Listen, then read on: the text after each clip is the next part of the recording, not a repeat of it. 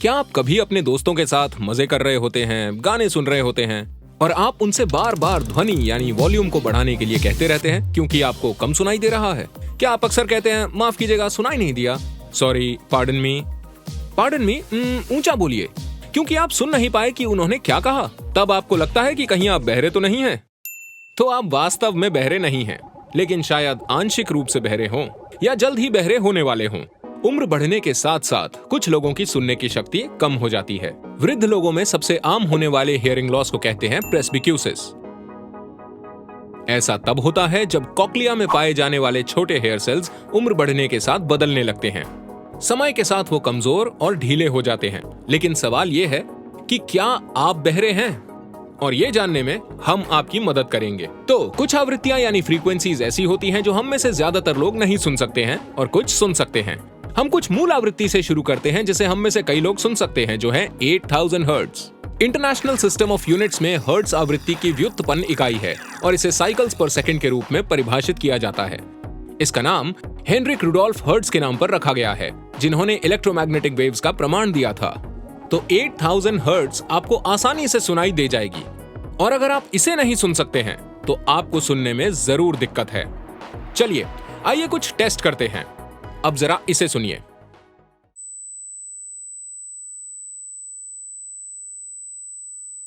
साफ साफ सुनाई दिया ना? बहुत अच्छे। उम्मीद है आपने ठीक से सुना होगा। अब इसे सुनिए। यह है 12000 हर्ट्ज।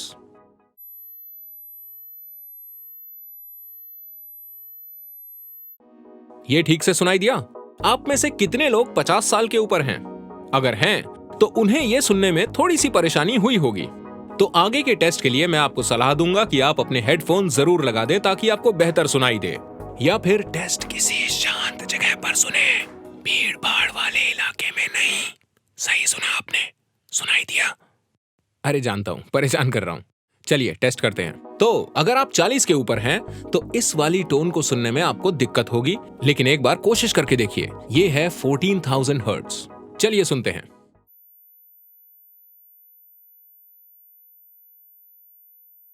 तो सुना आपने? बहुत अच्छे। अगर नहीं तो कोई बात नहीं, यानी आप 40 के हैं या होने वाले हैं। वैसे घबराने की कोई बात नहीं। ऐसी कई फ्रीक्वेंसीज हैं जिन्हें बच्चे भी नहीं सुन सकते हैं, लेकिन उससे कुत्ते या बिल्लियां परेशान हो जाती हैं। चलिए टेस्ट पर वापस चलें। अब सुनिए ये है 15000 हर्ट्ज। और कई लोग इसे सुन नहीं पाएंगे, या जिनकी उम्र 25 से कम है वो ही इसे अच्छे से सुन पाएंगे। तो आप सब तैयार हैं? चलिए।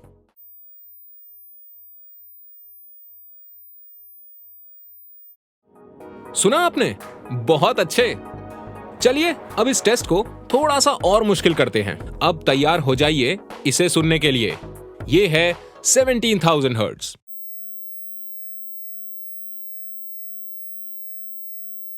अगर आपने इसे ठीक से सुन लिया और आपकी उम्र 18 से ज्यादा है तो आप बहुत लकी हैं।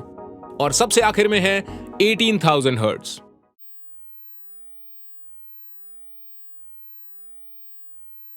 सुना? वाओ! लेकिन अगला वाला मैं जानता हूं कि कोई नहीं सुन पाएगा, क्योंकि ऐसा कहा जाता है कि इंसान 20,000 तक की फ्रीक्वेंसी को ही सुन सकता है। तो चलिए सुनते हैं कि 20,000 हर्ट्ज कैसे सुनाई देते हैं। ये है 20,000 हर्ट्ज।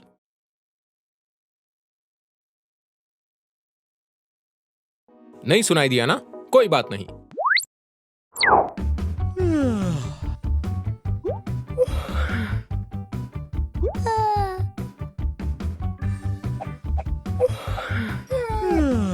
क्या ऐसी तस्वीरें देखकर आपको भी उबासी आने लगी?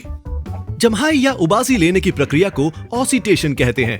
एक अध्ययन से पता चला है कि जम्हाई आपके दिमाग का प्राकृतिक एयर कंडीशनिंग सिस्टम है, जो आपके थके दिमाग और ज्यादा काम में व्यस्त ग्रे मैटर को ठंडा करने के लिए ठंडे रक्त को आपके दिमाग तक पहुंचाती है, ताकि आप अपना काम अच्छे से कर सकें। यहाँ तक कि उबासी के बारे में सोचने से भी आपको उबासी आ सकती है। सभी उबासी लेते हैं, यहाँ तक कि जानवर भी। आमतौर पर लोगों का ये मानना है कि जब नींद आती है तभी उबासी आती है, लेकिन ऐसा नहीं है। उबासी लेने के 3 मुख्य कारण हो सकते हैं।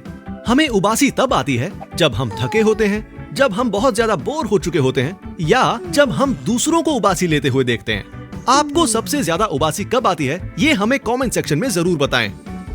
कुछ मजेदार फैक्ट। क्या आप जानते हैं कि बच्चे भी गर्भ में उबासी लेते हैं? उबासी लेने की प्रक्रिया क्या है?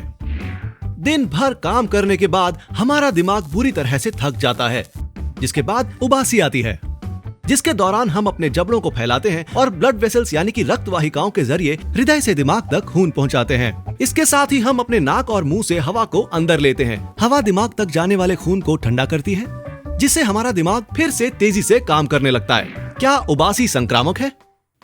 उबासी सभी वर्टेब्रेट्स के लिए संक्रामक होती है, जैसे कि इंसान, मछलियां, पक्षी और सांप। एक अध्ययन से पता चला है कि संक्रामक उबासी सोशल मिररिंग से जुड़ी हुई है, जहां जीव एक दूसरे के कामों की नकल करते हैं। इस श्रेणी में आने वाले अन्य जीव खुजली करते हैं, पैर पर पैर चढ़ाकर बैठते हैं और हंसते हैं। उबासी को कैसे रोक सकते हैं? पहला, गहरी सांसें लें। शरीर को ज्यादा ऑक्सीजन की जरूरत पड़ सकती है और इसलिए गहरी सांस लेने से उबासी को आने से रोका जा सकता है। दूसरा, चलते रहिए। अपनी दिनचर्या को तोड़ने से आपके दिमाग में ऊब बढ़ जाती है। थकावट, ऊब आना और तनाव की भावनाओं से लोगों को अधिक उबासी आती है। ज्यादा उबासी आने से आप ज्यादा कैफीन लेना भी शुरू कर देते हैं। तीसरा, खुद को तरोताजा रखिए। आप बाहर भी घूम सकते हैं या फिर किसी ठंडी जगह पर जाकर भी बैठ सकते हैं। अगर आपके पास ये सब करने का समय नहीं है तो ठंडा पानी पीजिए या फिर ठंडे स्नैक्स खाइए। हमारी उंगलियों पर निशान यानी फिंगरप्रिंट्स क्यों होते हैं? शेरलॉक होम्स अक्सर कहता है कि एक अचूक अपराध जैसी कोई चीज नहीं होती। ये सच है कि अपराधी हमेशा कोई ना कोई निशान छोड़ जाते हैं, और आप सभी जो जासूसी फिल्में देखना पसंद करते हैं वो इस बात से सहमत होंगे कि अपराधियों का पता लगाने के लिए उंगलियों के निशान सबसे आसान तरीका है। लेकिन क्या आपने कभी सोचा है कि हमें फिंगरप्रिंट्स होते क्यों हैं और हमारी जिंदगी में वो क्या भूमिका निभाते हैं? आज फिंगरप्रिंट्स को लेकर हम आपके सभी सवालों के जवाब देंगे। सबसे पहले ये जानते हैं कि आखिर फिंगरप्रिंट होता क्या है। एक फिंगरप्रिंट एक छाप या मार्क होता है जो इंसान की उंगली के ऊपर बना घर्षण का निशान होता है, और ये उंगलियों की नोक पर छोटे छोटे घुमावदार पैटर्न में होता है। इनमें 3 प्रकार के फ्रिक्शन रिज पैटर्न्स होते हैं: गांठदार, घुमावदार और वृत्तखंड। फिंगरप्रिंट की पहचान करना यानी डैक्टिलोस्कोपी एक तरह की प्रक्रिया होती है जिसमें मुजरिम के रिज इंप्रेशन को उंगलियों, हथेलियों और उन पैरों की उंगलियों से मिलाकर देखा जाता है जो डेटाबेस में पहले से मौजूद होते हैं। और अब सवाल ये है कि इन फिंगरप्रिंट्स का मकसद क्या होता है और ये हमें क्यों होते हैं? वैसे वैज्ञानिकों ने इसका एक ये कारण दिया है कि उंगलियों पर बने ये निशान घर्षण द्वारा इंसान की पकड़ बनाने में मदद करते हैं। उन्हें लगता है कि हमारी उंगलियों के निशान से हमारे पूर्वजों को ऊबड़-खाबड़ सतहों पर चलने में मदद मिली होगी। उंगलियों के निशान का एक और उद्देश्य ये भी है कि ये स्पर्श की भावना और चीजों की पहचान करने में भी सहायक होते हैं। इन लकीरों के नीचे मैकेनो रिसेप्टर्स होते हैं। ये एक तरह के सेंसरी रिसेप्टर्स होते हैं जो तब काम करने शुरू हो जाते हैं जब इनसे कोई चीज टकराती है या फिर आप कोई सामान उठाते हैं, और साथ ही ये दिमाग को भी जरूरी जानकारी पहुंचाते हैं। लेकिन हर किसी के फिंगरप्रिंट्स अलग क्यों होते हैं? लोगों के फिंगरप्रिंट्स पैटर्न एक जैसे हो सकते हैं, लेकिन उसके बावजूद भी वो मेल नहीं खाते। यहां तक कि फिंगरप्रिंट्स डीएनए से भी ज्यादा खास होते हैं। उदाहरण के लिए, जुड़वां बच्चों का डीएनए एक हो सकता है और कईयों का तो होता भी है, लेकिन उनके फिंगरप्रिंट्स हमेशा अलग होते हैं। वास्तव में आपकी उंगलियों के निशान तो आपकी अपनी उंगलियों के बीच भी भिन्न होते हैं। इसका मतलब है कि आपकी हर उंगली का प्रिंट अलग होता है। क्या आप अपने फिंगरप्रिंट्स को जला सकते हैं? वैसे इसका जवाब है हाँ। अगर उंगली पर गहरा कट लग जाए या जल जाए और उससे त्वचा की बाहरी चमड़ी को नुकसान पहुंचे तो आपके फिंगरप्रिंट्स हमेशा के लिए खराब हो सकते हैं। वैसे सच तो ये है कि उंगलियों के निशान या फिंगरप्रिंट्स का वास्तविक उद्देश्य कभी पता ही नहीं चल पाया, लेकिन हम इस बात से जरूर सहमत हैं कि लोगों की पहचान करने के लिए ये निश्चित रूप से महत्वपूर्ण और आवश्यक है।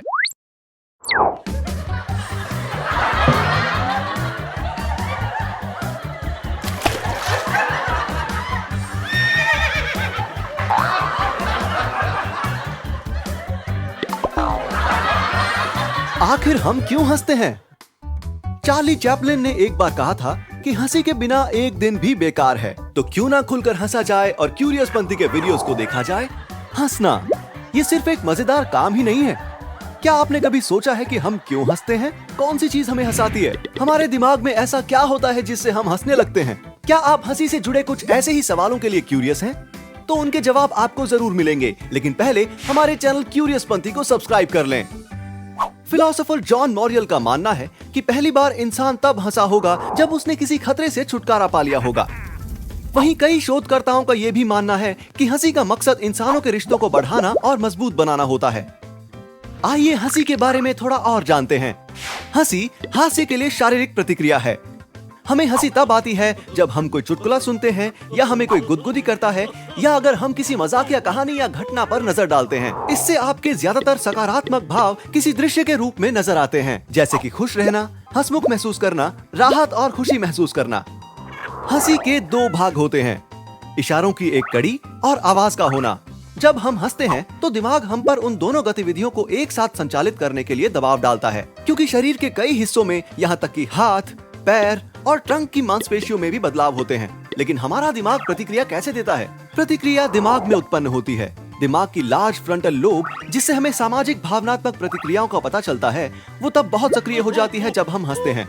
हम हंसते हंसते रोने भी लग जाते हैं। जब हम किसी बात की बहुत ज्यादा चिंता करने लगते हैं तो हंसने से हमारा तनाव कम हो सकता है। हंसी के शारीरिक अध्ययन को एक नाम दिया गया है, जिलेटोलॉजी। इतना ही नहीं, मरीजों को ठीक करने के लिए भी हंसी काफी मददगार साबित हुई है। क्या आपने कभी सोचा है कि हम बिना किसी कारण क्यों हंसते हैं? वैसे हम इंसान बहुत अजीब होते हैं और हम कहीं भी कभी भी हंस सकते हैं। कभी कभी हंसना और रोना, वो भी ऐसी जगहों पर जहां हमें ऐसा नहीं करना चाहिए, जैसे कि लेक्चर के बीच में अचानक हंस पड़ना या फिर किसी के अंतिम संस्कार पर। हम में से किसी ना किसी ने तो ऐसा एक बार अपनी जिंदगी में जरूर किया होगा। लाफ्टर थेरेपी क्या है? ये एक प्रकार की चिकित्सा है जो दर्द और तनाव को दूर करने के लिए हास्य का उपयोग करती है, और इसे हम किसी व्यक्ति की हालत सुधारने में इस्तेमाल करते हैं। इसमें हंसी के व्यायाम, मस्खरेपन, कॉमेडी फिल्में, किताबें, खेल या चुटकुले शामिल होते हैं। तो वास्तव में आपके साथ क्या होता है जब आप एक लाफ्टर वर्कशॉप का हिस्सा होते हैं? एंडोर्फिन केमिकल रिलीज होता है, जिससे आपको अच्छा महसूस होता है, आपको आराम मिलता है, क्योंकि आपका तनाव और चिंताएं कम हो जाती हैं। क्योंकि हमारा शरीर असली और नकली हंसी के बीच अंतर नहीं कर पाता है, इसलिए आप जब भी हंसते हैं तो उसका एक सकारात्मक प्रभाव पड़ता है। आइए कुछ मजेदार करते हैं। जरा सा मुंह खोलिए और उसके बाद हंसिए। कोई बात नहीं अगर जबरदस्ती भी लग रही है तो। मुस्कुराते वक्त अपनी भावनाओं पर एक बार जरूर नजर डालें। क्या आपको अब अच्छा महसूस हो रहा है? चलिए आपको एक चुटकुला सुनाते हैं। Knock knock. कौन है? एनी। एनी कौन? एनीथिंग, जिसके बारे में सोचकर आपको अभी के अभी हंसी आ जाएगी।